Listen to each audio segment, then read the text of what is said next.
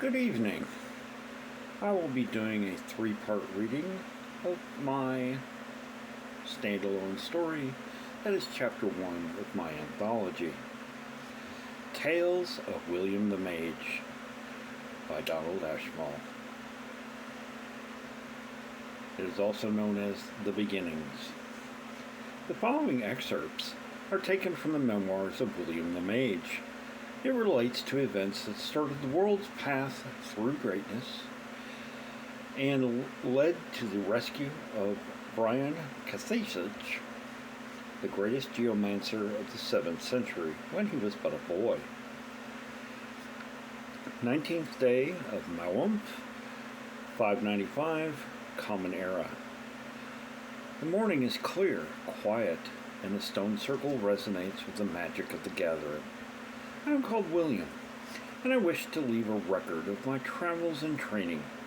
My mistress and employer is Valeria, keeper of the sacred grimoire of the Third Order of Inheritors and expert in herb lore and divination. Elder sister of the Inheritor clan and elder of our village of Ythumptor. This clan, male and female, had passed down a sacred knowledge since time immemorial. The Inheritors had always held a special sway with the different villages. We are healers and counselors. We advise on the best types of crops and where to plant. We know where water may be found underground and can read the skies to warn of storms. We can also commune with the base magic of the earth and communicate with various gods and goddesses.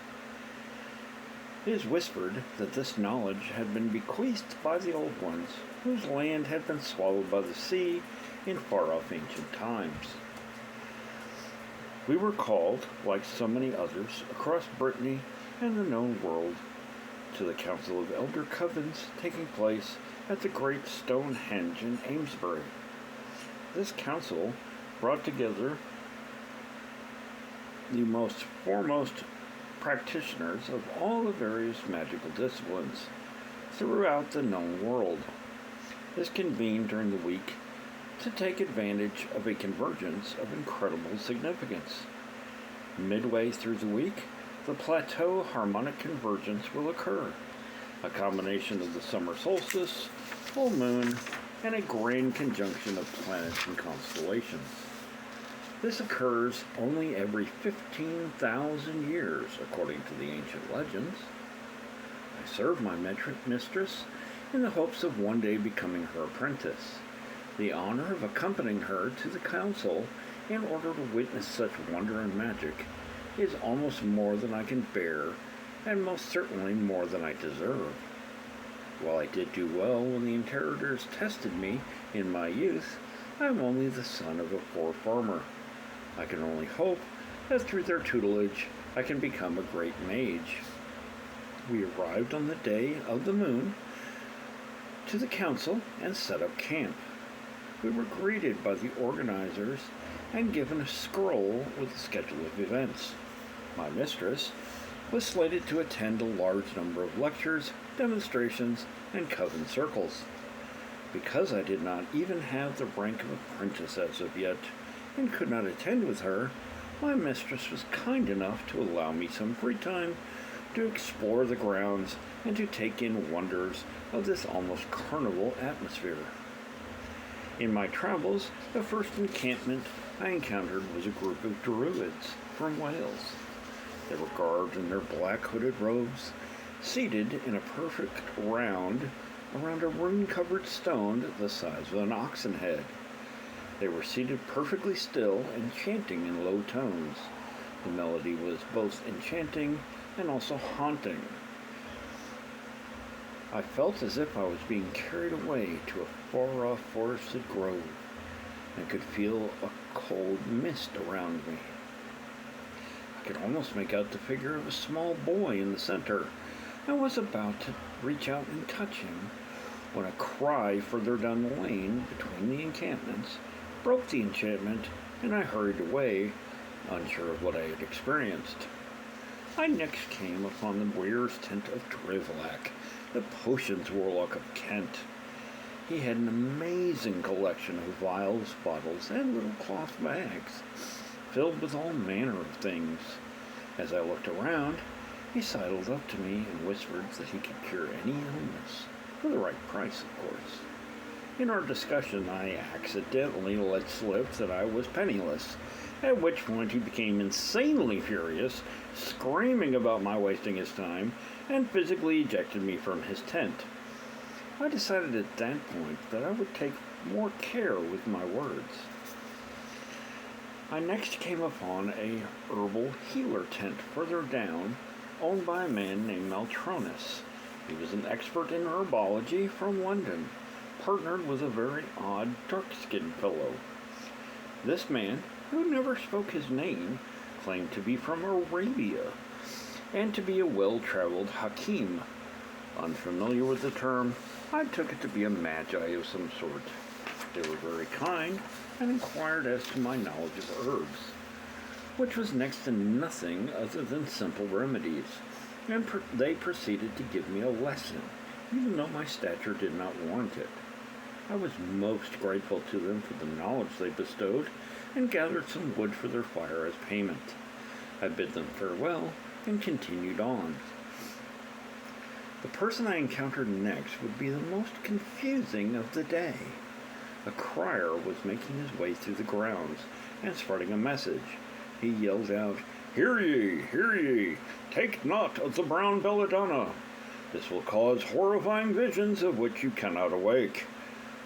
Take him not of the brown belladonna. If thou hast taken the brown belladonna, get thee to the main healer's tent forthwith." I continued on, pondering the meaning of this strange message, and came upon a clearing crowded with over 20 people, all in different manner of dress that could be heard arguing back and forth. As I listened, I realized these must be the philosophers that my mistress told me about.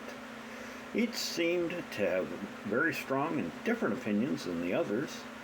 I listened to two men in different colored robes start to argue about throwing a rock at a wall. One of the men was insisting that if you threw a rock at a wall, it would never reach it, because it always had to travel half the remaining distance between them, on to infinity.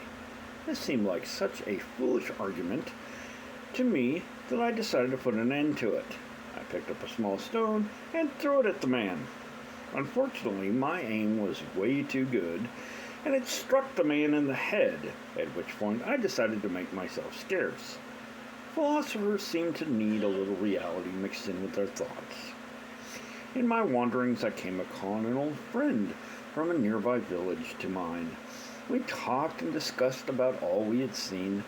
He told me of this group that I would have to see to believe, and told me where to find them. I visited this group from the Nile River Valley and was fascinated by what I was shown. Only one of them spoke my language, and he did not speak it well at all. Even with this problem of communication, he got his ideas across. He spoke of their gods and goddesses and their leader, Pharaoh, who was supposed to be the embodiment of their sun god on earth. He showed me fantastic works of art and examples of their pictographic writing system. I told him it was very similar to our various runes, and he seemed pleased. He also spoke of a method they used to preserve their leaders after death, so that they may enjoy themselves in the world beyond. He spoke with great reverence of the great stone pyramids, which were like mountains located near his home. He spoke of a legend among the people that the gods had built them long before the age of coal. I passed on what legends and stories of our culture that I could remember. We thanked each other, and I started back to camp to fix the evening meal for our group, having had a truly miraculous day. I was most impressed with the sense of community here. So many have come from far and wide, carrying with them so many different gods and goddesses, beliefs, and forms of magic. This is such a feeling of brotherhood here that I feel this council is destined to change our world irrevocably for the better.